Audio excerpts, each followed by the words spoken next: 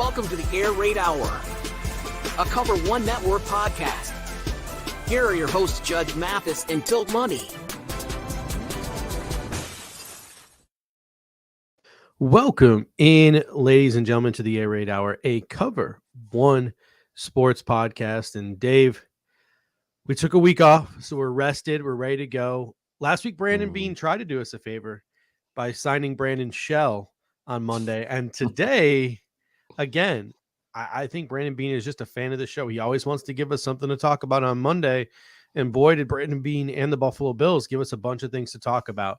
Some of the things that we're going to talk about today: the Bills' groundbreaking ceremony, the Ed Oliver extension, the contract that Leonard Floyd signed, or not signed, but is reported to have signed this morning, Brandon Shell, a little XFL player, and Marcel Aitman. Gregory Rousseau hires an agent, and we're getting a Madden cover announcement on Wednesday, which may or may not include Buffalo Bills' own QB1. But before we get started today, this show is, as always, presented by Picasso's Pizza. 4 great locations in Williamsville, West Seneca, Lancaster, and Blaisdell. Buffalo Pizza since 1980. You can order online at picassospizza.net. And if you're an out-of-towner like us, you can even get it mailed to your home. And I can tell you from experience, it's just as good as getting it fresh from the restaurant. Again, that is picassospizza.net. All right, let's start off today maybe with the most lighthearted of all of the news stories, and that is the Buffalo Bills breaking ground on their new stadium. Roger Goodell on hand, Terry Pagula on hand, obviously Jim Kelly, Thurman Thomas were there. A whole slew of people were there for the Buffalo Bills to officially, ceremonially break ground on their new stadium. Expected to be completed by the start of the 2026 season. Here's what I found interesting. The structure will be 20 feet higher than the current stadium's light fixtures. So it will have its lights fixtures fitted into the canopy. So the actual wall of the stadium that you sort of see around the outside will be 20 feet higher than the light fixtures of the previous Highmark Stadium. So whereas the old sort of Ralph was built into the ground, this one's going to be built at surface level. So it's going to look a heck of a lot different on the outside when it is completed than you see with the current Highmark Stadium. It's going to continue to be called Highmark Stadium as well. What are your thoughts on this ceremonial groundbreaking today? I mean, it's a nice sort of milestone step, right, in making this feel a little bit more real. I would say, right? We've seen the renderings. Obviously, we saw the hype video come out today. That was really well done, obviously, by the Bills social media team. Like, they always do such a good job with those things. And I think that it is a reminder of what the Bills really have become in the landscape of the broader NFL. And I say that because of the fact that the Bills are now a team that does get talked about at the national level quite a bit, right? Whether you feel like they are being disrespected in some regards or not, or you feel like they're getting their due in some regards, like they are being talked about. The stadium is going to be unique in that sense that you mentioned, with the lights kind of being inside the canopy. Not sure if that's like an engineering thing to kind of maybe help with the weather or what, or if it's just kind of a unique design that we really haven't seen before, but it does make it feel a little bit more modern, right? For an open air stadium to have lights kind of fixed inside the rim there. And I just think, knowing that the Bills are able to kind of market this with their stars that are currently on the team, and Josh Allen and Stephon Diggs notably are going to be there by all accounts for that opening in 2026. It's a team that is on a trajectory that deserves a new stadium and deserves to be getting the attention of really the national crowds. And I think it's just one of those things that we're going to look back and feel like it's time for us and for our due to get this new stadium. And it looks awesome, I think, from the pictures. So yeah, from the pictures it looks great. And I called it this on social media today. It's this stadium being constructed. This is the comeback story of, I think, our generation of Bills fans, because if you just think back to 10 years ago, I mean, this team was destined for Toronto. The NFL so badly, the Jerry Joneses, the Daniel Snyders of the world, they so badly wanted the Buffalo Bills out of Buffalo. But first you had Ralph Wilson sort of embed language into the deal when he passed that sort of protected the short-term interests of the team. Terry and Kim Pegula stepped in. They invested in the current stadium to update the stadium experience as best as they could. Right. Like putting lipstick on a pig, because I remember, I had season tickets for 10 years. And during the Ralph Wilson years, like the place was a dump and they put like $200 million into renovating it.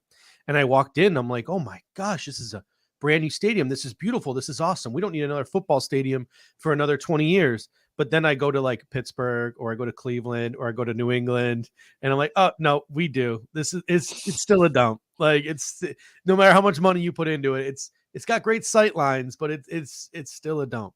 But then we, for the first time, the Pegulas hired a name coach in Rex Ryan, which I thought was awesome at the time. It obviously was a huge, colossal mistake.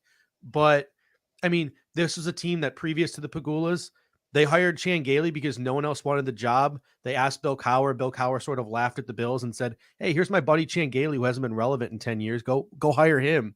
And the Bills did. Like that's where they were as a franchise. Doug Marrone, the head coach at Syracuse. I mean, come on. So Terry comes in, hires Rex, gives us like a little bit maybe of legitimacy. That didn't work out. He made the decision to bring in Sean McDermott, who broke the 17-year playoff drought with scrubs, brought along with him Brandon Beane, drafted perennial MVP candidate and one of the faces of the NFL in Josh Allen, 4 playoff appearances in 5 years, 3 consecutive AFC East titles. Pegula was never going to foot the bill for this new stadium, despite all the money that he has. That's just the reality of the situation. NFL owners don't pay for their new stadiums. It was going to be the public paid for the stadium, whether you agree with that or not, or the Buffalo Bills were leaving Buffalo. And I think the groundswell of support to get this deal done was due in large part to the fact that McDermott, Beane, and Allen had built a winning team over the past 5 years. Mm-hmm. If this was the Chan Gailey Bills, this was the Dick Duran Bills, if this was even the Doug Marrone Bills, I don't know if you have the public support to get, the city of Buffalo, Erie County, excuse me, not the city of Buffalo, get Erie County to foot the bill for this stadium. And the Buffalo Bills are looking at Toronto. They're looking at Austin. They might not have stayed in Buffalo. So to me, this is one of the biggest comeback stories of our generation. I believe it was the Bills COO today said, we're no longer a small market football team, and this stadium proves it. Yeah, and they're not a small market in regards to marketability either when it comes to the faces on the team. And you mentioned Josh Allen being one of the faces of the NFL.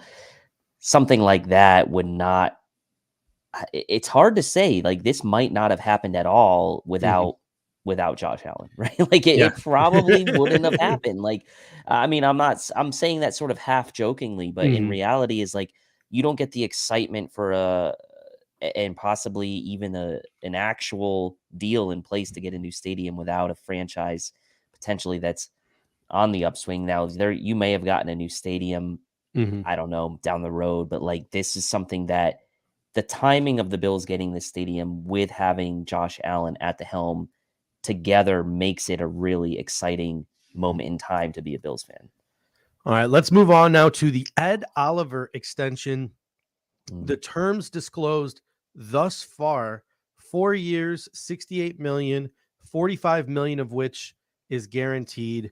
That comes out to $17 million average per season.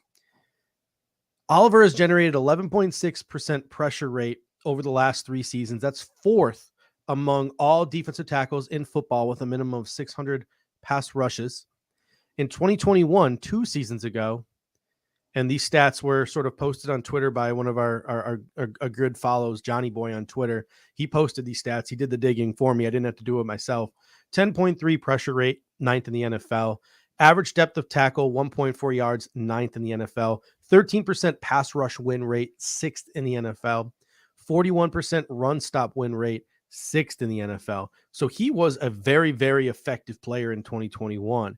In 2022, he was marred by an ankle injury, came back down to earth. He lacked consistency. He didn't take that next step that I think a lot of people wanted or were expecting him to take. Still had 2.5 sacks, 34 tackles, 14 QB hits, 9 tackles for losses, 1 forced fumble, 3 pass deflections, and a safety. Solid numbers all around. The knock on Ed Oliver will always be, at least up to this point, his sack production. 5 his rookie year, 3 his second year, 4 his third year, and then only 2.5 last season. What are your thoughts on this Ed Oliver extension? I think there's 2 frames of mind, right? I think number one, you look at the dollars, the AAV for a player who's only 25 years old, a former first round pick. I'm gonna kind of draw a little bit of a comparison to a guy like Leonard Floyd as well when we talk about him. Like Leonard Floyd, after he left the Bears, got a 4-year, $64 million deal, $16 million AAV contract from the Rams. After he wasn't really, I would say, as successful probably as the draft hype in Chicago, still got $16 million AAV. I know it's a slightly different position, but the fact is like that guy got paid. Other guys that have pedigree and have talent are going to get paid. I firmly believe that if Ed Oliver had hit the open market, he would have gotten a higher dollar contract than what the Bills just got him for at the 17 million AAV. Now, we can debate whether we feel that's good allocation of resources to the roster from a dollars perspective, given what the Bills have already invested in the defensive line through draft capital, through Von Miller, through signing guys like Daquan Jones and the like. But the Bills obviously felt like Oliver was important to their future plans looking ahead to 2024. The only other guys under contract, notable players under contract on the defensive line were Von Miller and Gregory Rousseau and Boogie Basham were the only real notables under contract. So you have to think of it from the standpoint of like Bills maybe not wanting to go into next offseason with just another hole to fill. They still haven't done anything with Daquan Jones, so we'll see what happens there. And as someone pointed out, as Jessica pointed out, he was playing out of position a bit in 2020. That's fine. And last year he was marred by the ankle injury. I like Ed Oliver. I feel like I'd like to see him be a little bit more impactful in big moments of games. He's a solid player. It seems like a very, he's a very kind of high floor type player, but it's a lot of money. And you start thinking about where the Bills could have invested that. Could they have invested it somewhere else? I don't know. Looking up and down the roster, where would you have liked them to invest that money potentially? I'm still kind of like figuring out whether I really like this deal or not. And it's hard for me. I guess the fact that I can't really figure it out means it's probably an okay deal and that I'll be rooting for him in 2023 to have a huge year and just hope that the fact that he got paid isn't a detriment to his, to his playing style, which, hasn't given me any reason to think it will be, but it's tough, man. Spin 0481 comes in and says Oliver's getting paid like a top 16 defensive tackle, which is around where his value is at. And yeah, if you look at the positives of this deal, so I in my notes here, I have a positive and a negative. I made a T-chart. What are the positives of this deal? What are the negatives of this deal? Positives are when Ed Oliver is healthy, whether some people want to admit it to themselves or not, he's an above average defensive tackle in the National Football League. Yep. Does he have his flaws as a pass rusher? Yes, we just talked about it. Maybe he doesn't finish as many sacks as he could, but he still applies pressure on the quarterback. He still penetrates from the interior. Does he have his flaws as a run stuffer? Yes, he does, especially being smaller stature, having shorter arms. But he is still very, very good against the run, and the sort of statistics and the analytics back that up and support that. So when healthy, he is an above average 3-tech. His 17 million AAV on this new deal will likely not even be top 20 contract by the end of next season, because there are a whole bunch of other defensive tackles that are up for new deals as well, including the likes of Christian Wilkins here in the AFC East, who are likely to get more money than him. So at best, if Ed Oliver becomes more consistent, he's an absolute steal. And the Bills are obviously banking on him improving and maybe growing on that 2021 season the way we all thought he would in 22, and he never did. So at best, he's going to be an absolute steal and a bargain at that price. At worst, maybe a slight overpay for an above average starter, right? That 17 million AAV, the 16th to 22nd, highest contract. But then you look at the negatives. The negatives that I have listed here, we pay a ton of dudes double-digit millions already. Like if you look at the Buffalo Bills on Spot Track, it's double-digit million, double-digit million, double-digit million. Like we pay so many dudes in the double-digit millions of dollars. My question is, we now have another one on our books long-term. He already was this season at 10 million. That's going to go up, not this season, but in the future. Where could that money maybe have been spent? That's something that I'm always going to wonder. Like as the seasons progress, if Ed Oliver just remains an above average defensive tackle and it's a slight overpay, I'm always going to think to myself, like, man, what could we have gotten for that money if we had let him walk and gotten a compensatory, probably 3rd round draft pick? Gabriel Davis, he's probably gone now. The DeAndre Hopkins dream with Leonard Floyd's contract, that's probably gone now. As we get into next season, could we have made a splash here or a splash there that we were prevented in making because of the Ed Oliver deal?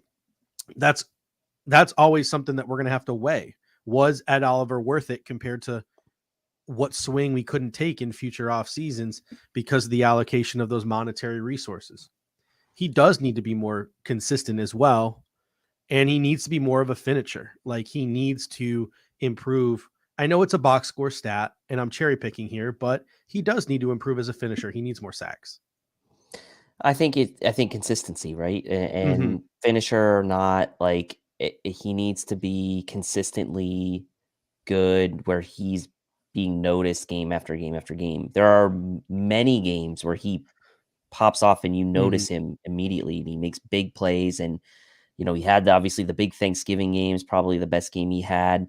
And he's had very shining moments in some games, but I'd like to see, I'm not saying he needs to have 2 sacks every game. That's not what I'm saying, but no. I'd like to see him be consistently playing above average football day in and day out, week in and week out, rather than kind of having a flash here and disappearing in some weeks. And I think if you're paying a guy that much money, you don't necessarily need him to be filling in the box score statistics as much as you need him to be consistent week in and week out, making a big play here or two, closing some games out here or there with some big plays. And that's, I think, what people are trying to draw to. And the fact is that Shaq Lawson eventually shook the Dolphins went and paid him. He kind of got away from the fact that he was a 1st round pick, right? And eventually kind of settled into what he was in the NFL. Ed Oliver isn't past that point yet in his career, right? He's still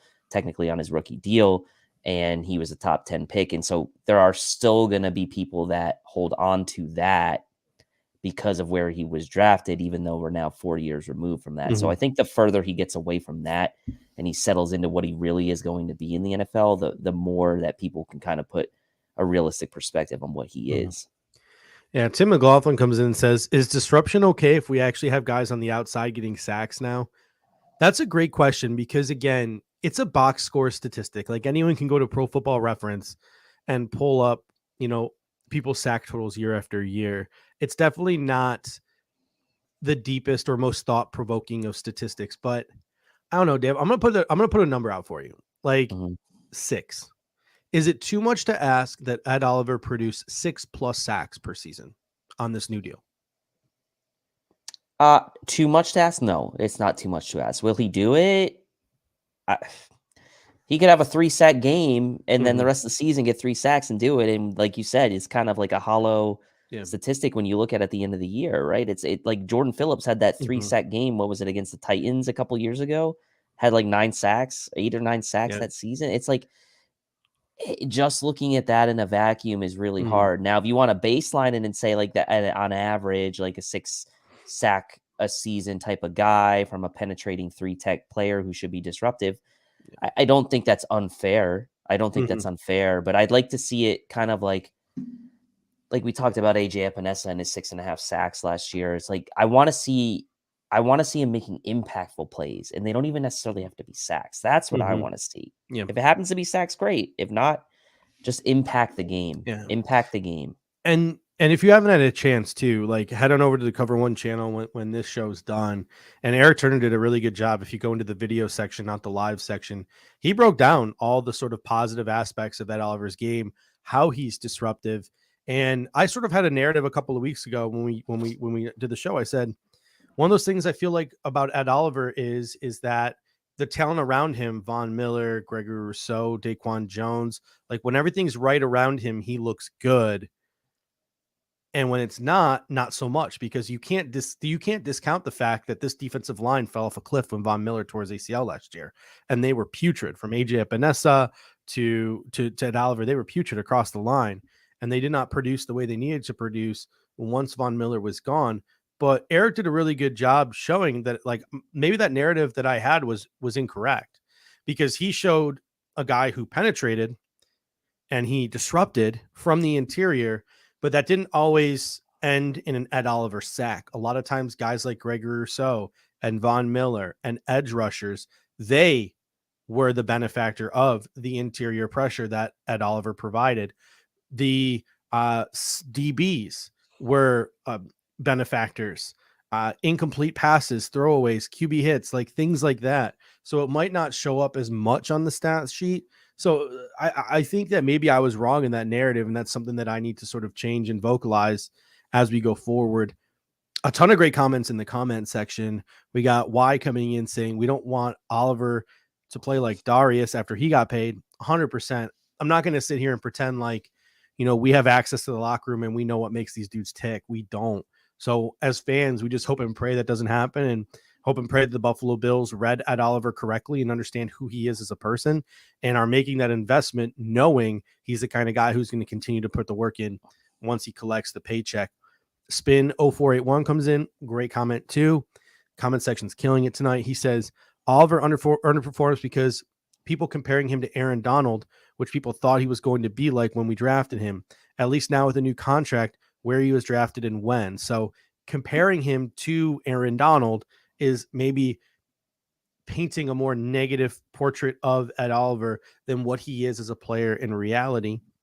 And then RJ Melville comes in with a great comment. He says, I would like to see Oliver and all of these D linemen away from Eric Washington. Unfortunately, coaching consistency helps, and none of our D linemen have consistency. I agree with that to an extent. So a couple of things that are interesting about Eric Washington. Number one, Eric Washington spoke on Ed Oliver this week or last week during OTAs. He said one of the aspects that he wanted Ed Oliver to improve was his mental aspect. Like, he was pretty much saying, like, yeah, Ed's kind of like a tick behind and he wants him to be a little quicker. So that's something that Ed Oliver's got to work on. That was an alarming thing to hear 1 week and then have him get extended the next week. So Ryan O'Halloran from the Buffalo News did a great job writing down what, and sort of, typing out what exactly it was that Eric Washington had to say about Ed Oliver. So you can go over to the Buffalo News and you can check that out. But I kind of, me, I'm not a big fan of Eric Washington. I feel like this defensive line has underperformed year after year after year under his tutelage. I really would have liked to have seen the Buffalo Bills fire him this offseason. We talked about that the week after the season ended, and gone out and maybe chased a ringer type of defensive line coach, a named defensive line coach, the way they did on the offensive line with Aaron Kromer. Now, I'm not saying we've seen maybe the fruits of Aaron Kromer's labor yet, but I would have liked to see a different voice in that defensive lineman room. I think I'd be more optimistic about Ed Oliver if there was maybe a changing of the guard in the coaching staff, but maybe that comes from Sean McDermott calling plays now instead of Leslie Frazier.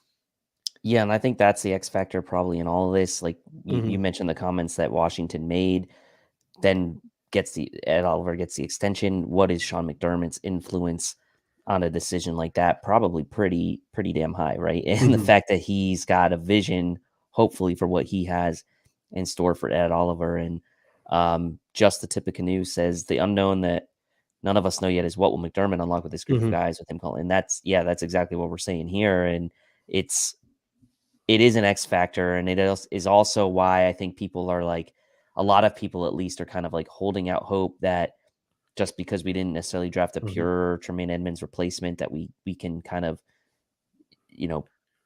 fix it in a more creative way. RJ comes in and says Oliver underperforming isn't comparing him to Donald. It's comparing him to Quinnen Williams, Wilkins, Vita, and others in his age range. And also, I mean, others in the draft class, right? With Quinnen Williams. Yeah, So, that was the Christian Wilkins. Who are the three drafted? Christian Wilkins, Chris Jones, and Justin Simmons. Are those the three that were drafted after him? yeah, I believe think it was Justin Ned Simmons Oliver. was like 12th overall or something like that. So yeah, it was not great, Bob, in terms of that's where sort of the disappointment comes from that. And I have it in my notes here. This might sound wrong. Like it might. But at the end of the day, like me and you have talked about what it is that we like to see from our defensive tackles. Me and you talked about, we thought it would be, and it was Wilkins, Simmons, and Dexter Lawrence. My apologies for that. We've talked at length for 2 years now. We'd like to see Ed Oliver gone, get that compensatory pick, and we'd like to see the Buffalo Bills take a swing at a 6'4", 315-pound long arm dude. Like we've been salivating over them every draft class for 2 years now, 3 years now. Like that's what we wanted the Buffalo Bills to draft, and they haven't done that. Because like this might sound wrong because we just talked about he's produced. It might sound wrong, but Ed Oliver's always going to be 6'1". He's always going to be 285 pounds, and he's always going to have short arms. He's never going to look like that sort of guy that we wanted to see the Buffalo Bills go after. That 6'4", 315-pound long arm dude, the Chris Jones, the Justin Simmons, the Quinnen Williams, the Dexter Lawrence, the Christian. He's never going to look like that. But if you think about it, right now, maybe this means Daquan Jones, Poona Ford, those guys walk. And one of our favorite phrases this offseason, does not preclude you. The Buffalo Bills in the first round next year can draft a 6'4", 315-pound long arm defensive tackle and pair him with Ed Oliver. And when Ed Oliver's contract is up, coincidentally, so will that rookie's deal. So monetarily, that works out as well. So don't worry, Dave. We can still salivate over the big fatties, those long-armed big boys, every January, February, and March, like we always do. The Ed Oliver extension doesn't preclude us from doing that. No, that's not precluding. All right, let's move on now to Leonard Floyd. And also, before we get into Leonard Floyd, those guys don't just grow on trees either. So wanting that and understanding reality is two different things, because there's like 10 teams that have that. The other 22 wish they had that. But now on to Floyd. The Buffalo Bills agreed to terms with Leonard Floyd within the past hour or so. Some of the details surrounding that contract have come out. 1 year, $7 million. So a decent chunk of change. The Ed Oliver extension, lowering his cap hit, allowed the Buffalo Bills to make this move for Leonard Floyd up to $9 million with incentives. Like Poona Ford, it has been reported that Leonard Floyd turned down more money elsewhere to come to Buffalo. Former top 10 pick of the Chicago Bears, most recently played with, as you mentioned earlier, the LA Rams. He was Von Miller's running mate during their Super Bowl run in 2021. 6'6", 240-ish pounds. He's 30 years old, but he had a 9.81 RAS score coming out of college. Didn't quite click in Chicago, but he got to LA. Last 3 seasons, 10.5, 9.5, 9 sacks in those 3 seasons. Did not miss a single game. What are your thoughts on the addition of, I don't know, like a bottom tier DE1 like in Leonard Floyd? I mean, yeah, he could be a DE1. I mean, the fact I think he's is the lower tier number 1 edge rusher. On some teams, he could be. And this is okay with me because obviously there's a number of things working in his favor here. Number 1, he played with Von Miller, and he's likely going to be filling in the Von Miller role while Von's still on the mend.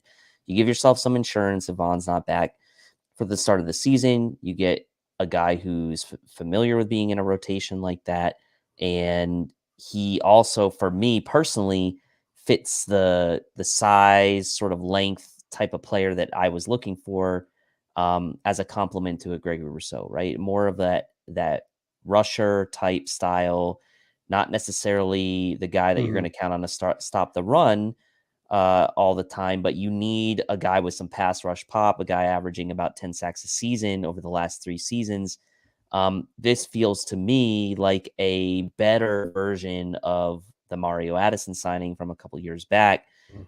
Whereas I think Leonard Floyd is going to give you more pop as a pass rusher than a guy like Addison did. And I also think that the dollar number being a 1 year, 7 million up to 9, I mean, is a good chunk of change, but probably below what his market value maybe could have been, probably in the 12 to 13 million dollar a year range, maybe a little lower than that. But this is a guy who signed after, signing that 1 year, $10 million deal with the Rams, had that big season, and then went out and got that $16 million a year deal from them. He's been productive in LA, and now he comes to the Bills, a team that really saw sort of the wheels fall off that defensive line when Von Miller got injured last year. And I think Brandon Beane's trying to come at this from any angle he can, obviously signing Floyd here now, and sort of knowing that we didn't address the edge rusher in the draft. This seems like a pretty reasonable move. We were all waiting for kind of who that veteran edge was going to be after we signed Puna Ford. We're like, okay, let's go get that veteran edge guy. Now we do with Leonard Floyd. It seems like a really good fit. It seems like the type of player that can complement Gregory Rousseau early in the season. And it seems like the type of player who, when Von Miller is back, can also just be that third guy through the rotation. So for me, I love what the Bills are doing here. They go sign a former first-round pick in Leonard Floyd. They go pick up a former first-round pick in Shane Ray. Like, the Bills are taking like good swings here, high upside swings with this defensive line. Shaq Lawson, former first-round pick. But the fact is like there's different levels of expectations for each. The expectations for Floyd, I think, with that number are going to be fairly high, especially early in the season if Von's not back. Yeah, I think, you said it best too. Like, no need to rush Von back now. Von says he could be back week 1. I'm sure if the Bills needed him to, he probably could be back week 1. Like, there are some people who are like, don't take Von at his word. Von exaggerates a lot of things, and Von just tries to manifest things that maybe aren't reality. And there are other people who are like, oh, don't question that man. He's a freak. I'm somewhere in between, like, to where, like, I won't be surprised if he's back week 1, but I also won't be surprised if the Bills are like, slow your roll, dude. Like, I'll go on record and say, let's take 6 weeks off. I will be surprised if he's back week 1. I will say that. I'll go on record saying I won't be, but I'm also not banking on it. I think Von Miller is more confident that he'll be ready week 1 than Brandon Beane is. But no need to rush Von back.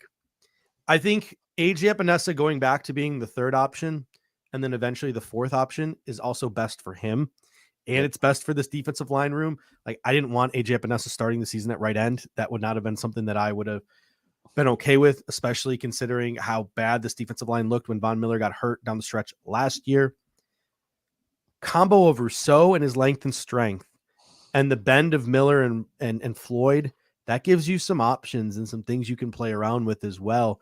Greg Tomsett was tweeting today, Miller, Oliver, Rousseau, and Floyd as sort of like a pass rush deployment, like a package where Rousseau kicks inside with Ed Oliver. Rousseau kicking inside is something he did a lot in college at Miami, by the way, when we were talking about him post-draft and we were breaking him down post-draft. He played a lot of like zero tech, like right above the center, and he did a lot of things on the interior and accumulated a lot of sacks in college from the interior and blitzing the A gap and the B gap. So giving him the flexibility maybe under Sean McDermott to play the inside. You also have Puna Ford.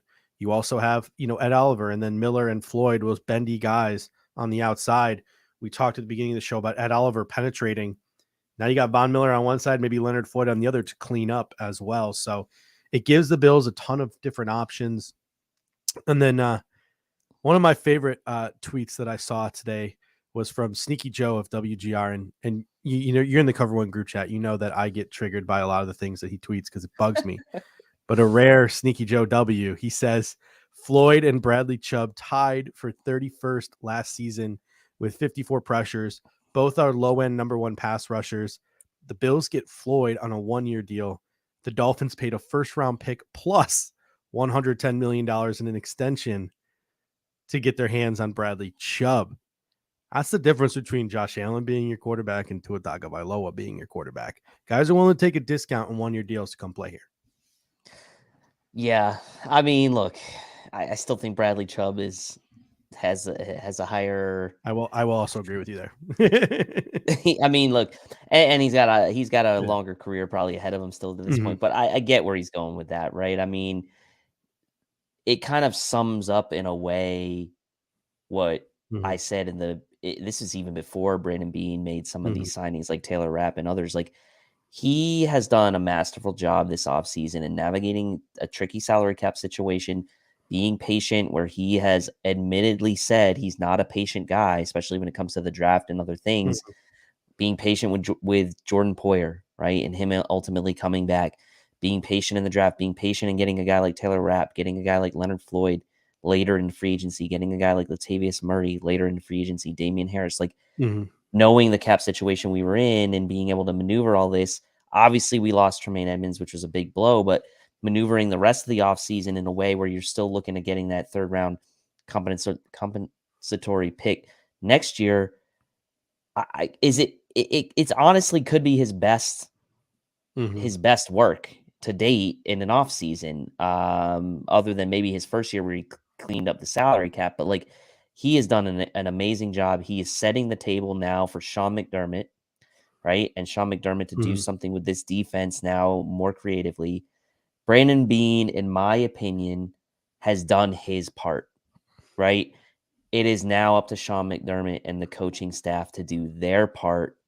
And I am really not ready at this point now to say I cannot lay any of the blame now on Brandon Beane's feet Mhm. if things don't go well for the Bills this Yeah. season, right? I mean, injuries aside, like, he has done everything he can Yeah. to put this team in a position and put this Mhm. roster in a position to win a Super Bowl.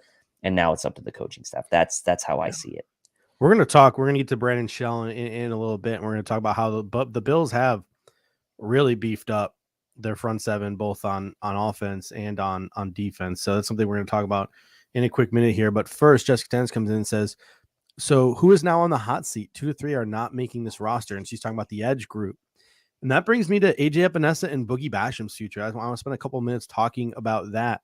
Our guy Mike Giardi, from formerly of the NFL Network, somebody get that man a job. He deserves it. He's one of the best in the business. He tweeted out today, so the Bills signing of Leonard Floyd can be taken as good and bad. The good, he's a productive edge rusher for a number of years and someone who adds more high-end depth to protect from rushing Von Miller back.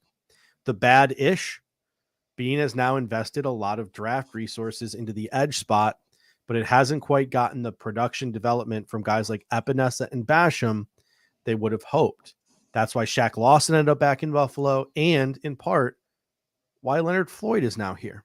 Mm-hmm. So if the Bills would have hit properly with AJ Epinesa, the Bills would have hit properly with Boogie Basham, there would be no need to have these two other guys on the roster right now. So kudos to Brandon Beane for going out and getting these guys because they are needed. And it's also not forget that development is not linear.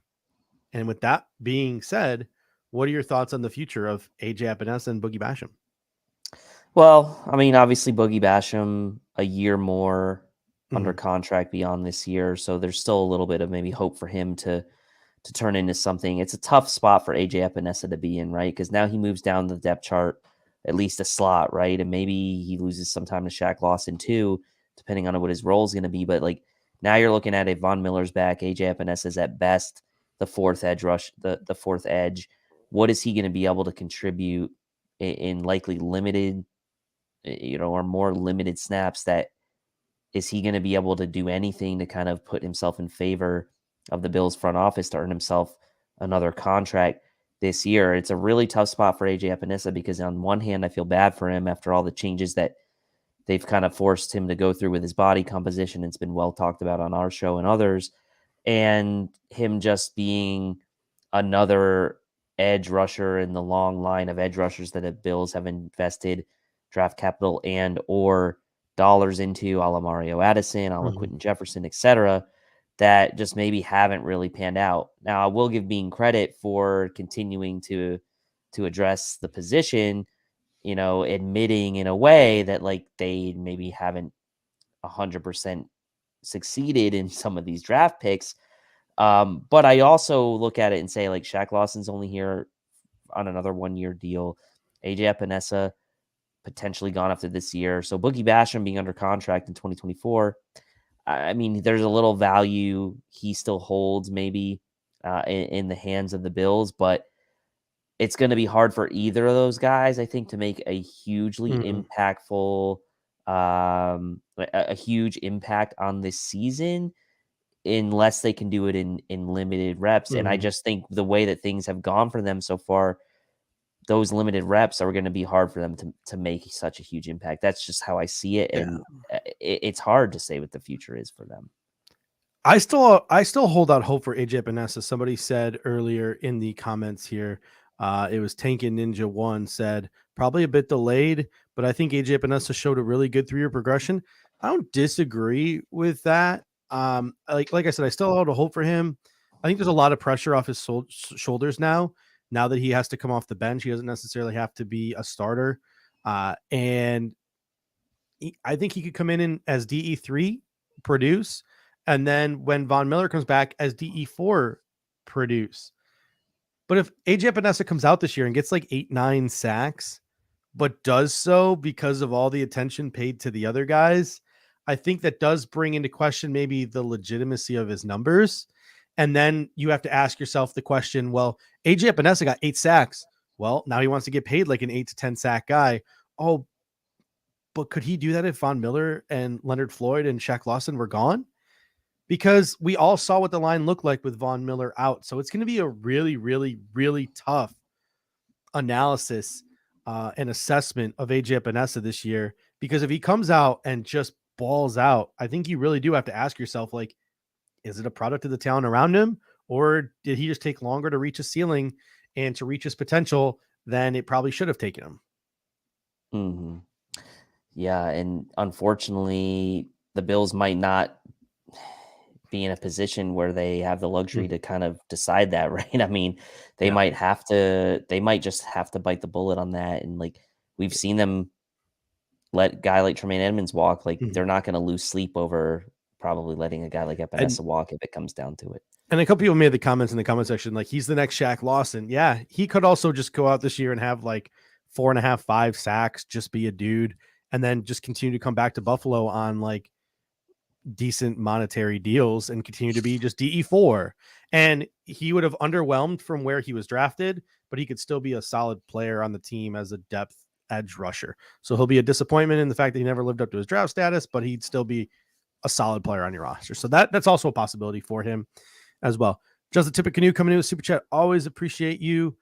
Just the Tip of Canoe and anyone who does Super Chat. Always appreciate you guys. He says, I'm not comparing Floyd to Hassan Reddick, but Reddick had good numbers and was a quiet signing that a lot of people overlooked before signing with the Eagles.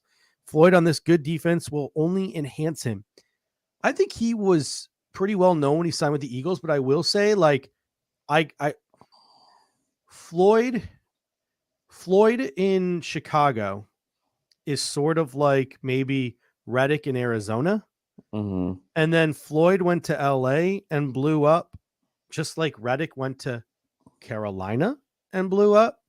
And then Hassan Reddick carried that blow up in Carolina to the Philadelphia Eagles team that made the Super Bowl.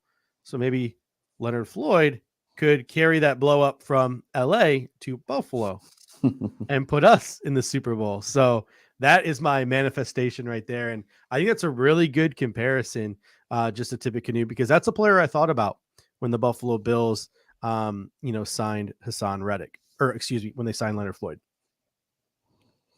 Yeah, I mean, let's hope it works out the same as well. All right.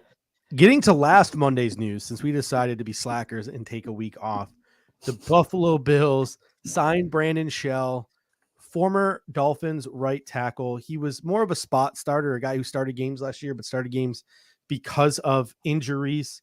He got $150K guaranteed, a $1.3 million cap hit, a maximum value of $2 million on that deal with incentives. So not exactly a guy that like maybe the Buffalo Bills think is just a camp body. He got a contract of a guy that it looks like they think is going to make the 53-man roster.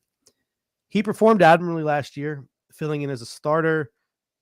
A player, especially an offensive lineman, is probably played pretty well when the fans of that team are sad to see him go and are mad and salty that he went to a division rival like not Patriots. Dolphins fans were extremely upset on Twitter that he signed with the Buffalo Bills. You likely don't want him to start. You probably hate that he is Spencer Brown's failsafe. But this is probably an upgrade from David Quessenberry. What are your thoughts on the signing of Brandon Shell? I mean, the Bills need tackles, right? I mean, I was like the whole offseason, Quessenberry, okay, fine. Like they did a great job in dressing the interior of the offensive line through the different signings. And then obviously you start to question, well, do they really just have that much faith in Spencer Brown? And this signing doesn't necessarily change that mindset for me. It still seems like they have a pretty big faith in Spencer Brown. Now, I do think that Shell could be an upgrade over Quessenberry, but I don't know that he's guaranteed to be an upgrade over Quessenberry. It could be that Shell and Quessenberry are fighting for a roster spot at the end of training camp. That's certainly possible, but ultimately the Bills have very thin depth at the tackle position, and you have put draft capital into Spencer Brown, third round draft capital, and you've kind of toyed with moving Tommy Doyle around. But like, if something happens to Deion Dawkins or Spencer Brown, like you're in a bad position. So to me, it's maybe a little more. When I say a little more than a camp body, I kind of am with you, where it's like maybe a guy who's sort of, at least right now, on the inside looking out as a 53-man roster spot. But I don't think people should necessarily have super high expectations that this is some kind of like fail safe or big competition for Spencer Brown. Yeah. RJ Melville comes in and says, you leave camp with Shell and Tommy Doyle as your OT 3 and 4. That's an upgrade over last year's depth. I would even say Brandon Shell and David Quessenberry as 3 and 4, because like Quessenberry wasn't great, but like also like that's what you get when your starters get hurt, is you get dudes like David Quessenberry. So Shell is an upgrade, I think, over him, which is good, but I wouldn't even mind just both of them. I think Tommy Doyle has got some work to do. I mean, this is a guy who was a 5th round pick. He had some success into that like TE3 role blocking in his rookie season towards the latter end of it. But then they started kicking him inside to guard. He never really looked great in the preseason. He's always been a developmental guy. He tore that ACL. A lot of people have been mentioning the name Tommy Doyle this offseason, and I just like, to me, the luster of Tommy Doyle is he's so far from when he was drafted that if the Bills really wanted, like they could probably practice squad Tommy Doyle this year. Like I don't think, some people are pretty confident in his upside and his ability to make the 53-man roster. I'm just not. Like, where do you stand on Tommy Doyle? What does he show me? I mean, like the fact, like we get so attached to these guys because we the Bills draft them, and it like I try to separate that a lot. It's kind of like what we did with Tommy Sweeney, right? I mean, granted he was a 7th round pick, but it was like in the beginning, we liked him. He obviously went through the hardships and he kind of got a cult following. And nothing against him, obviously, personally. And obviously, we're super happy for him to be able to recover from some of those health problems. But on the football field, he just didn't deliver, right? Yeah. And so I'm not saying it's too late for Tommy Doyle, but like he hasn't delivered anything of note right now. And I think I really like Tank Ninja's comment. Like, is left tackle depth more important than right tackle competition? There's an argument to be made that if something happens to Deion Dawkins, like the Bills are just fucked, man. Like they're screwed. I struggle with that. So now that we have Brandon Shell, last year the Bills played on last year. Here's the thing. Last year, Deion Dawkins got hurt on a short week. We on Thursday Night Football had to prepare on a short week with the absence of Deion Dawkins. David Quessenberry played left tackle with a sprained ankle, by the way. The offense was just so trying just to get by that game. Like they were just like, that was one of the ugliest games of the year. The offense was just like, kudos to the Bills. They jogged through to a victory. Like they did what they needed to do to get out, to score 24 points and like get out of there. If that would have been a longer week, I wonder if Spencer Brown would have kicked over to the left side, because he's the one with the athletic upside to play left tackle. So now we got Brandon Shell, maybe Spencer Brown goes over to left tackle. Like, so all these different things. And that's why we wanted the Bills to pursue a starting right tackle so we could have Spencer Brown as the swing tackle. Like, that's what we selfishly wanted at the beginning of the offseason. Things didn't go that way. So it'll be interesting. And then Pops Mafia comes in and says, what about Alec Anderson? Alec Anderson, Richard Garage, I think Tommy Doyle, all of them could come into training camp and they could play well and they could earn themselves the fourth tackle job, like the Bobby Hart role from last year. And they could unseat David Quessenberry. And who knows, maybe one of those guys comes in, whether it's Garage, whether it is Alec Anderson, whether it is Tommy Doyle, and maybe one of them show enough to be Deion Dawkins' main backup. Maybe one of them show enough to be sort of that fourth tackle, even though maybe they don't have the left tackle upside. So I think that fourth tackle spot is wide open in camp if the Buffalo Bills decide to carry four tackles. Oh, it absolutely should be. It shouldn't be handed to anybody at this point. But I agree with you. Like, maybe this is just good for competition, and maybe we've gotten past the point where Tommy Doyle should be assured a roster spot, and that's fine with me as well. So let the best man win, and hopefully that just makes the depth a little bit stronger than it was last year. Yeah, before we get into some other topics here, Brandon Bryant was released. That was a corresponding move to Brandon Shell being signed. We still don't know who's been released until Leonard Floyd is officially announced, but the Bills have to release somebody in order to bring Leonard Floyd onto the roster. But Brandon Bryant released. There was a lot of people, including some Cover One guys, Hans, Greg, Tom Sett. They were speculating that the Bills did Brandon Bryant sort of a courtesy. He's pushing 30 now. He's a veteran. With the Poona Ford signing, with Jordan Phillips coming back, with Tim Settle restructuring, the writing was sort of on the wall for Brandon Bryant that there wasn't a 53-man roster spot here for him. But there's always sort of that running joke that there's always a spot for Brandon Bryant. Like, oh, go test the waters like he did last year.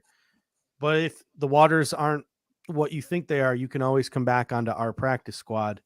I don't know if that open invitation to our practice squad is going to be extended to Brandon Bryant again. Like I said, he's pushing, 30 years old.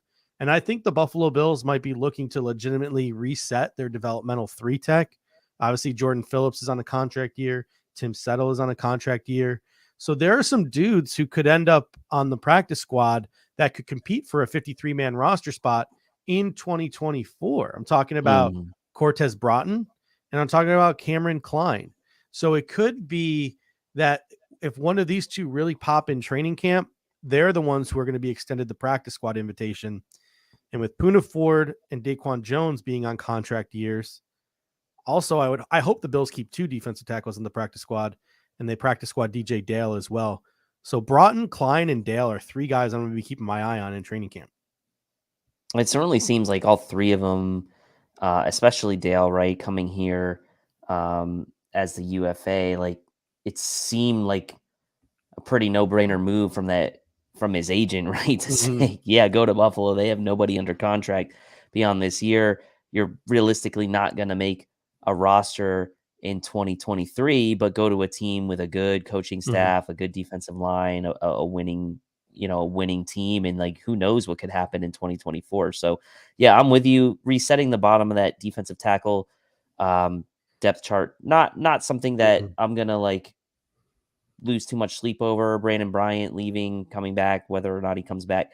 I always liked Brandon Bryant. I thought he played solidly in some preseason games, and I thought like he was good for what he was. But I think the Bills probably at this point have seen everything they need to see out of him. They know what kind of player he is, and that's why they don't have any issues in releasing him, because they know that if he doesn't latch on somewhere, they're not going to be missing out on kind of what could have been with Brandon Bryant. They know what he is at this stage in his career. All right. So the next thing I want to talk about is I want to talk about the emphasis that I think the Buffalo Bills put into sort of bolstering their offensive and defensive line this offseason. I just want to let's just take a look at the depth chart for the Buffalo Bills in the trenches. Starting with the offensive line, at left tackle, they got Deion Dawkins. They've got David Quessenberry. You could throw Tommy Doyle in there as well. Left guard, they got Connor McGovern, Ike Butker, Nick Broker. Center, you have Mitch Morse, Ryan Bates. Right guard, you have Osiris Torrance. You also have Ryan Bates, who'll probably be the backup right guard or maybe even the starting right guard. Hopefully not. David Edwards, who's been a left guard his whole career. I've heard some things that he's been playing right guard so far in OTAs. So he's the backup right guard, a guy who's started a ton of games in this league. Spencer Brown, Brandon Shell, like two deep of guys with like NFL experience or highly drafted rookies along the offensive line. And then you look at the defensive line, edge rushers, Miller, Rousseau, Floyd, Epinesa, Lawson, Basham. You could even throw Shane Ray in there, Kingsley Jonathan. Defensive tackle, Oliver, Phillips, Settle, Jones, Ford. The Bills, legit, like on the defensive line, they're three deep of guys with NFL experience at most positions, except for one tech. And they have two pretty solid one techs in Ford and Jones. Two to three deep at every transposition with NFL caliber talent. What are your thoughts on the job Brandon Beane has done, both of these trenches? I mean, I think especially with the interior of the offensive line, that's kind of where my eye is drawn to. I think that avoiding those pressures up the middle, avoiding those situations where Josh has to evacuate the pocket early. And I'm not saying he's bad at making plays at that. He's very good at it. But some of the worst sacks he's had in his career and some of the most debilitating plays and turnovers he's had have been where he's tried to run straight backwards and avoid sacks from up the middle, and he loses like 15 yards on a play. And so bolstering that interior, not just from a pass protection standpoint, but from a run game standpoint, important. Adding a guy like Torrance to the draft kind of signals to me the Bills maybe philosophical shift and kind of being a little bit more aggressive and power oriented. Getting a guy like Edwards with a ton of game experience to be a backup on the interior is a much more solid and comfortable position to be in than what we've had in the past, where guys like Greg Van Roten and others, right, have had to fill in Queston Mary on the interior, whatever, right? So I really like, that's where my eye gets drawn to. And then from there, I go and look at the defensive line, right? And you look at what the Bills did in adding Floyd now, the depth that they have at the defensive line and signing Poona Ford and Floyd. Like, that was the thing we talked about after the draft, was like the Bills didn't add any defensive linemen in the draft, but then went ahead and found really good veterans to fill in at good fits. And on top of that, they'd already brought back guys like Jordan Phillips and Shaq Lawson before the draft. So deep familiarity, right? And then I would say familiarity best from guys being back on the team, and Floyd being familiar with Von Miller and maybe kind of already being that veteran, knows what to do when he comes in. Poona Ford, veteran, is going to know what to do when he comes in. I think, again, Brandon Beane has set the table for Sean McDermott, and really has set the table too for Aaron Cromer. Now, I will say, I do like overall the caliber of both offensive and defensive lines a little more than I did last year, but I'm still fairly concerned about the tackle position, and we just talked about it. But overall, really good job for given there's only so much you can really do in one offseason, and he did quite a bit. All right. So I named like 30 guys for, like, if we're being generous, 20 positions on this, and that's being generous because we're probably not going to carry 10 and 10. Who do you think is on the outs, and who do you think could possibly be trade bait for the Buffalo Bills maybe towards the end of training camp in late August? Man, that's tough. I would say that you look at Basham and Epinesa, right? And you would say, could one of those guys be tradable? And I think both are tradable, but I also don't necessarily think the Bills want to lose a cost-controlled edge player in a year where they're trying to sort of guard against another potential injury, right? And seeing what happened with Von Miller last year. And I'm not saying like losing an Epinesa or a Basham is going to be like super debilitating, but like losing a guy ahead of them or even losing one of them, it kind of does put a dent, right, in that depth and then that rotation. So like people or other teams are probably would be interested in those guys. I'm not sure if Brandon Beane would be willing to trade a guy like Boogie Basham, who's under a cost-controlled 2024 year, or if he's willing to trade a guy like AJ Epinesa, who's looking to slot in as a D4, maybe make his mark in a contract year. That's tough for me. On the offensive line, like maybe a guy like Quessenberry could be tradable, but what are you going to get for him at maybe a conditional 7th round pick? Like, I just don't know. I think like teams are gonna wait it out and wait for cuts. I feel like, and Charles says, I think Settle is expendable. We've traded oh gosh, who was Russell Bodine? Russell Bodine, but there was also that tackle that we got from New England that we traded too. I'm blanking on his name. He was a tackle. Someone in the comment section will have it for me. There was another tackle we traded. Like Brandon Bean has done a pretty Marshall decent Newhouse. job. There we go. There it was. Marshall Newhouse. So the Buffalo Bills have done a pretty good job like moving, and those offensive linemen can be valuable. So the list I have is I have Quessenberry. Maybe possibly you could get a 6th or 7th rounder for him, like you mentioned. He could be trade bait. If not, if no one's willing to trade for him and you cut David Quessenberry, he could be your veteran practice squad. Like he could maybe make it to be a veteran practice squad guy. Ike Butker, I think he's too far removed from playing football on a regular basis to be a trade bait. Even though I think like if he had played last year, he would be a trade bait candidate because he was solid when he did play a couple of seasons ago. So he's another guy who, if we cut him, he could be a practice squad vet. I think David Edwards is trade bait. Like he missed last year he had a really rough start to last year, missed the rest of the year with a concussion, but has a history of as a starter. So that works as a guy who could maybe get you a 6th or a 7th round pick. And then, someone mentioned, Jessica Tennis mentioned we traded Daryl Johnson for a 7th round pick. I wouldn't move on from AJ Epinesa because I'm confident that he can give you a pretty productive season. I think he's trending in the right way. Boogie Basham's been the one most disappointing. I mean, I've been trying to trade Boogie Basham since January. I put a fake trade proposal out there. I wanted to see if we could flip Boogie Basham for Calvin Austin III straight up before we signed Deontay Hardy. So that was my first attempt to get rid of him. I think the day after the draft, I put out a 53-man roster projection. And in my 53-man roster projection, I put free agent edge in my 53-man roster projection. And at the bottom, I put an asterisk, trade Boogie Basham for 6th round pick. I really do think Boogie Basham is like a guy who, if he really doesn't show up and show out and make Shaq Lawson expendable, he's going to get traded for like a 5th, 6th, 7th round pick. Like we got a 5th round pick for Cody Ford. Boogie Basham, name, draft status alone, could get him a solid pick, could get you a solid later round pick. And I don't think you're going to get anything for Shaq Lawson, but he's another guy who could be a veteran practice squad guy. But he's also a guy with definitely an ego and some pride. I don't know if maybe Shaq Lawson would want to be. I think Shaq Lawson would rather sit at home than be on a practice squad. But so yeah, a lot of interesting names that the Buffalo Bills could possibly dangle out there. And we've already got 10 picks for next year. Add on, tack on even more. Eventually we'll have enough to make the Ricky Williams trade up for Marvin Harrison Jr. There you go. It's all in the works. It's all in the works. Like we need like 20, 25 picks accumulated. trade them all to get up to number 1 for Marvin Harrison Jr. I don't think it's too much to ask. Nah.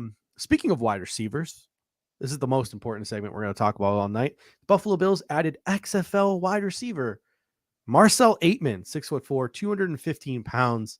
We're not going to spend too long on this, but I had a funny thought when they signed him. The 4th quarter of the preseason this year is going to be absolutely wild because like nobody's going to be under 6'4". Like Marcel Aitman, Justin Shorter, Tyrell Shavers, Dez Patman, like Keyshawn Johnson, Zach Davidson. These are just Jordan Mims might be the only sub 6 foot dude in the 4th quarter at the skill position for the Bills in the preseason. Like I'm picturing right now, Matt Barkley in the shotgun with Isaiah Bowser to his left, who I believe is taller than 6 foot. Zach Davidson at tight end, who's like 6'6", Justin Shorter and Tyrell Shavers on the boundary at 6'4", and Marcel Aitman at 6'4" in the slot. Like, there's just gonna be a wild 4th quarter of the preseason with the size of some of these dudes. Should be nice, easy pitch and catch for Matt Barkley, right? in the 4th quarter of these games. They're like, we need to get depth players that suit Matt Barkley's needs. And every preseason, Matt Barkley is just throwing floaters, just lobbing floaters to people. So they're like, let's just get him what he needs. Let's get him the biggest dudes to go dominate the 4th quarter of the preseason. Yeah, I mean, look, and gets these guys some good reps. And look, if the Mhm. Bills are coveting that size this year, it gives them a chance to kind Yeah. of put guys on equal playing field, right? Like Mhm. similar size. You got Mike Barkley throwing them, who's competent enough to get him the ball. Like good way for them to evaluate, I feel like. And Yeah. then Spin says it seems like the Bills are looking to hedge their bets on Gabe Davis. That's You possible. you knew you like before we drafted Justin Shorter, I think I spent like 5 minutes ranting on this podcast about how excited I was for Des Patman, who's Yeah, you did. 6'4", 215 pounds. I said he could be this year's Jake Kumaro. So now Des Patman probably gets moved from active roster, like sixth wide receiver, which is going to probably be Justin Shorter now, to the practice squad. But Desmond Patman is still only like 24, 25 years old. I don't have his exact age on here. I could Google it, but I don't feel like it doesn't matter. He's somewhere below the age of 25, 25, 24, 25. You have Des Patman, you have Tyrell Shavers, you have Justin Shorter. There Hmm. are other guys too, Isaiah Coulter, Keyshawn Johnson, etc. Marcel Aitman's 28, so I wouldn't lump him in with this group. But there are some developmental guys who could, I'm not going to say replace Gabriel Davis because I don't think these guys would be every down players, but they Hmm. could be like niche replacements for Gabe Davis and do some of the things that Gabriel Davis does, but they'd probably be more of a rotation with guys we draft more so than like a straight up replacement. But yeah, I think the Bills definitely are throwing a bunch of darts at the wall, seeing what sticks, and they're looking for guys physically and stylistically comparable to Gabriel Davis. Well, and might as well throw as many at the wall that could stick Mhm. as possible, right? If you're really trying to hedge against that. And also, as you mentioned earlier, this Ed Oliver move potentially like could have an impact on Gabriel Davis's ability to come back to the Bills beyond 2023. So an interesting dynamic Mhm. here. Patman 24 says Yeah. Chris. So that's good. See, very young. Um, yeah,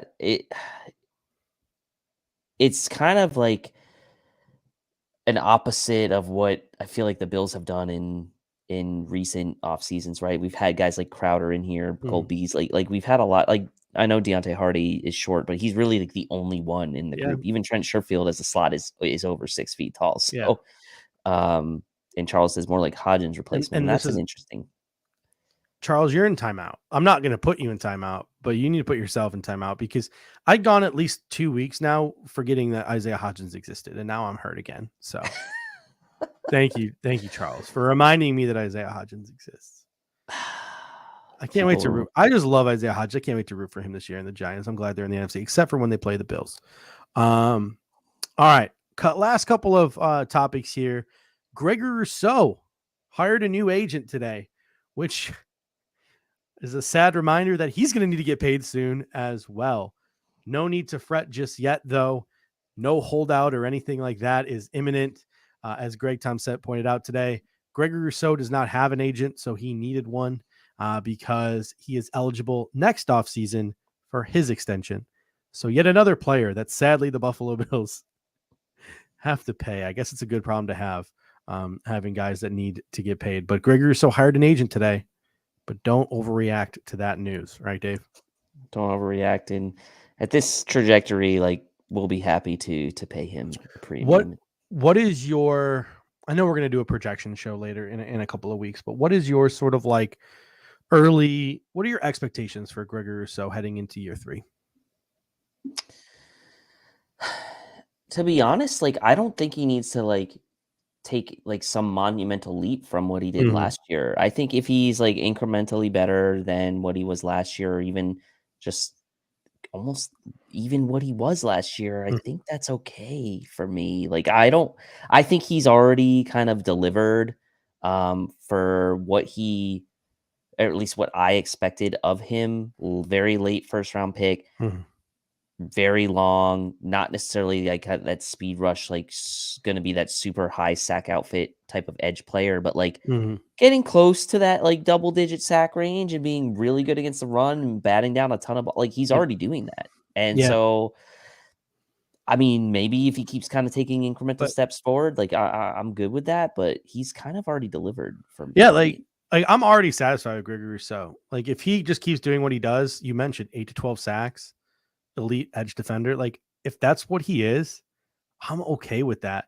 But the thing is like he maybe could be more than that, which is He could be. No, that's which what is I'm more saying. than when he was drafted. My expectation was 8 to 10 sacks, elite run defender, He can be and more. and he's just been that since his rookie year. Like, Yeah, he could be more, and that's the thing. yeah, Like his floor right now is incredible, and the yeah, fact that he could be more is hmm really exciting. But I'm not gonna like necessarily like expect that. yeah.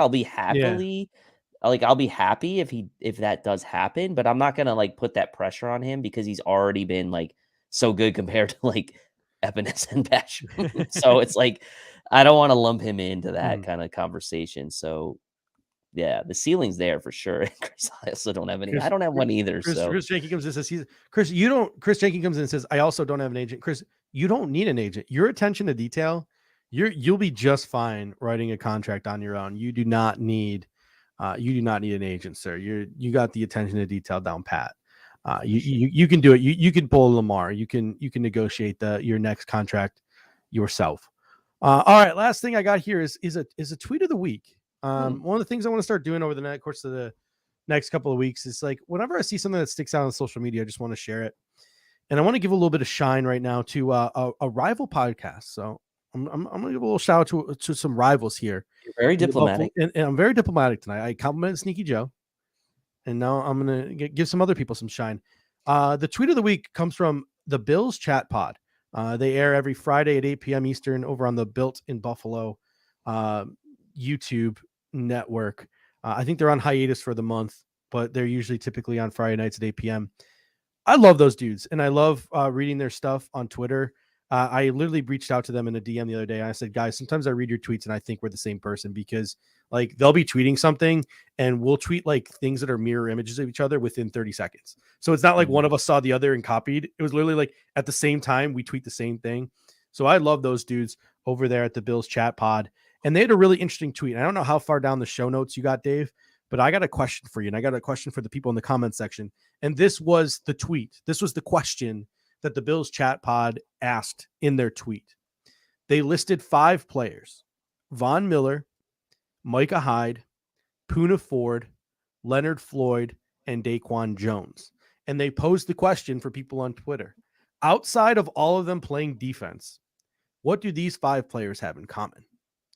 Do you know what these 5 players have in common? I do because I read the show notes. So let's see reveal it. You can reveal it. Maybe someone in the comment section, but you can reveal it here. What? Yeah. None of these players were on the field in the Bills game against the Bengals last year in the playoffs.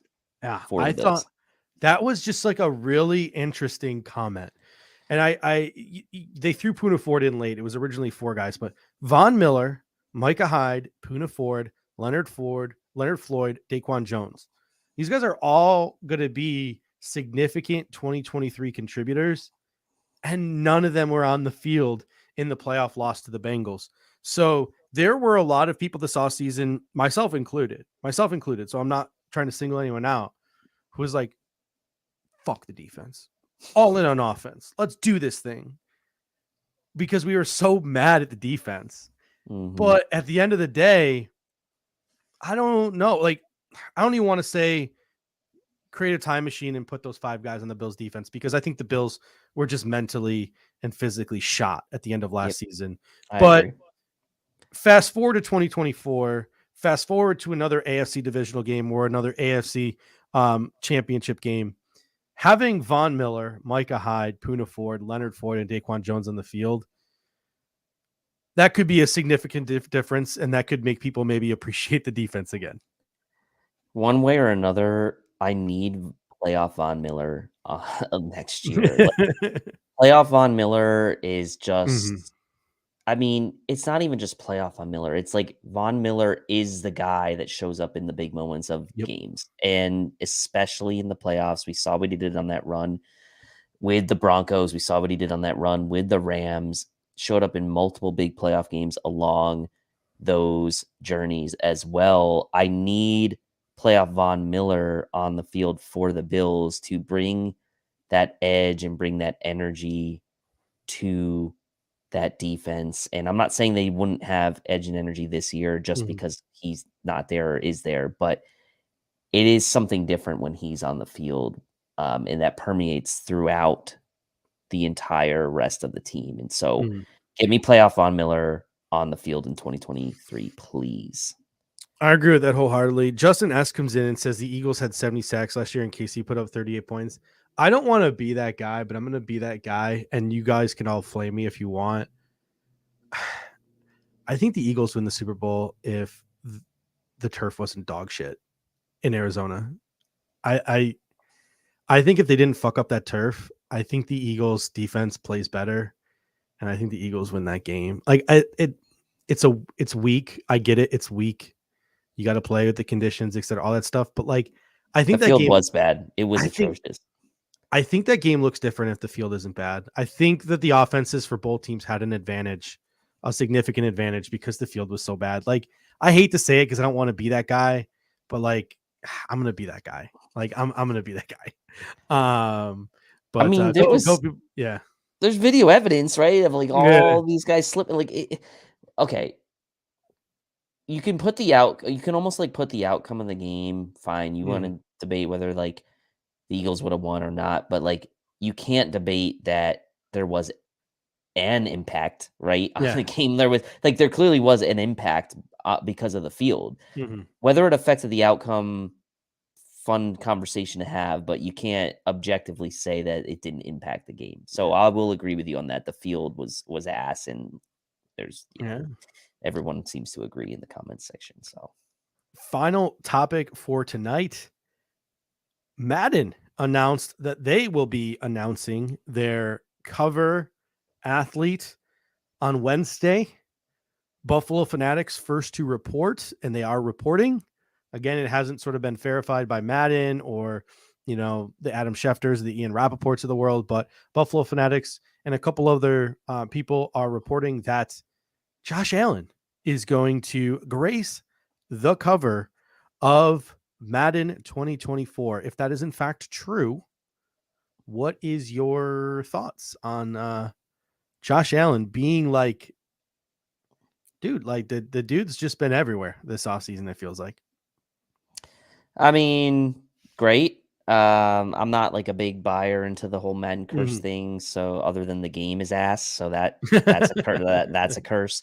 Unfortunately, if he is on the cover, I guess I'll have to buy it and I'll probably do? I'll probably buy it and just keep it sealed, not play it. Yeah, I haven't bought the disc in 5 years. I've always just bought it, downloaded it.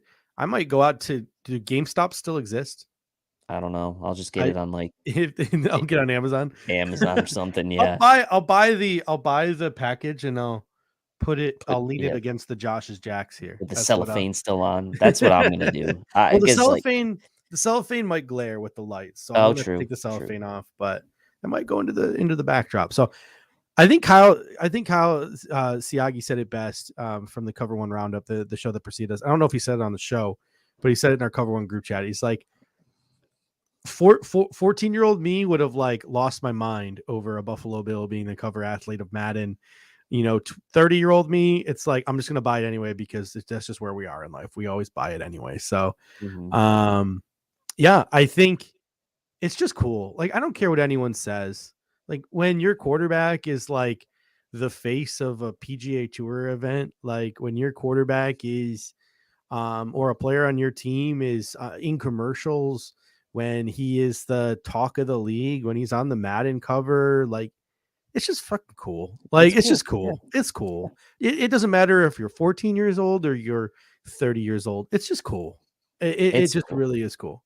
Just a typical new coming to the Circuit City reference. I appreciate that one. Yeah, and people don't have to be so hard about it. Like in that, like they're too cool to like admit like it's fun for that. It's cool. Like it's okay to have fun. It's okay for like it's fine. And that's why I get so like frustrated when people like will question Josh Allen's commitment to football because he's out having fun doing things. It's just like I don't engage in that type of stuff on social media. It's like the guy has a life, like other very, very, very successful players in all other sports and including football have done similar things and have been absolute superstar, rock star athletes have done this and been successful. Like we should be happy and embracing that we have a player of that caliber on the team that we root for and that we can go into this new stadium in 2026 with and just be like grateful that we have this now. It's amazing.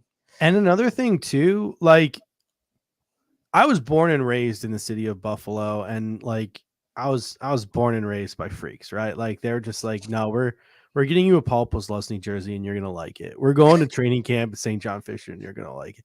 You will root for Brian Brahm and you will like it. Like that's just like what I was born into. I think I was just genetically wired to be a Bills fan, but I think there might, maybe not so much, but like I'm trying to figure out what I'm trying to say here. Like there's something to say too about, there are some kids who are just going to see Josh Allen on TV and be like, that dude's cool. Like that dude's awesome. And I already see it. I live out here in Phoenix, Arizona, and there are kids who have no connection to Buffalo who are buying Josh Allen jerseys and wearing Josh Allen jerseys around my high school campus, who are wearing Josh Allen jerseys throughout the shopping malls and the supermarkets. And I'll talk to these people. Like I'll talk to their parents. I'll talk to the people. I don't walk around talking to little kids. I don't do that. But if they're a student, I'll ask them. Like I'll be like, "Are you from Buffalo? Do you have family in Buffalo?" Like, what?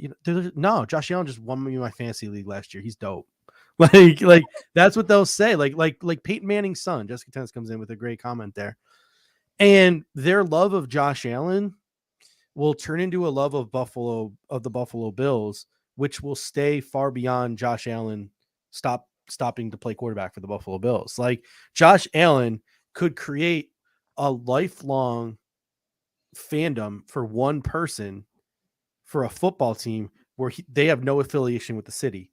And then their kid might become a fan of the Buffalo Bills despite having no connection to the city. And then literally Josh Allen could be creating generations of Bills fans in cities not even remotely connected to Buffalo. And I just think that's super cool.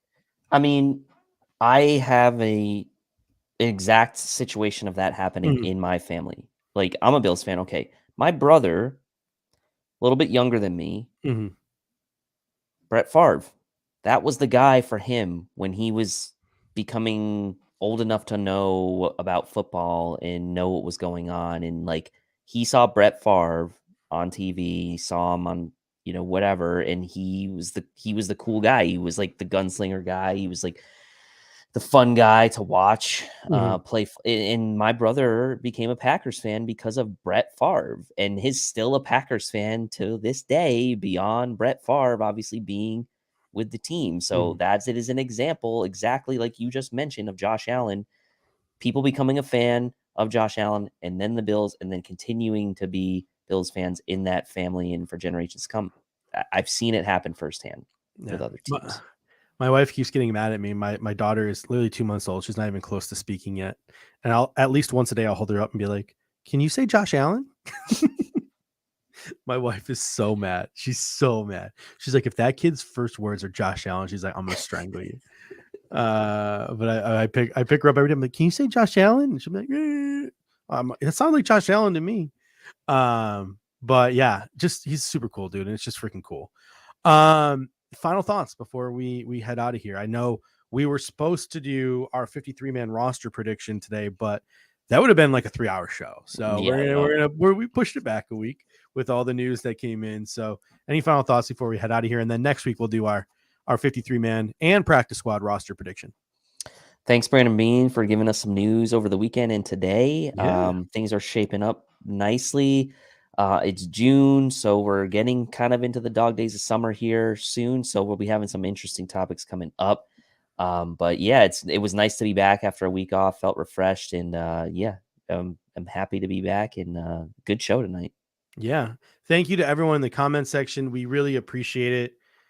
We're not below begging here, so if you guys really could click that like button if you haven't already, that helps us with the algorithm. Once the show is over and we've concluded the live broadcast, if you could spend like 30 seconds to a minute just going into the comment section and commenting on this video, it'll help us catch some eyeballs on demand, and we really appreciate that as well. As always, you guys really do. You make the show what it is. Like if it was just me and Dave talking into a microphone, we would have been done in about 35, 40 minutes. You guys are the ones who keep the show going, who get us into the weeds, into some really cool and interesting conversations.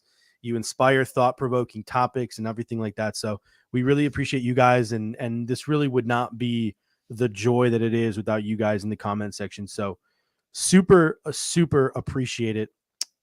And until next time, Dave, go Bills. Go Bills. Thank you for watching tonight's episode of the Air Raid Hour. Make sure to hit that like button on the way out. If you are catching the show on demand, leave a reply in the comment section and we will respond over the course of the week. You can always listen to every episode next day on all major podcasting platforms, including Apple Podcasts and Spotify, by searching Air Raid Buffalo. Thank you for your continued support, and as always, go Bills!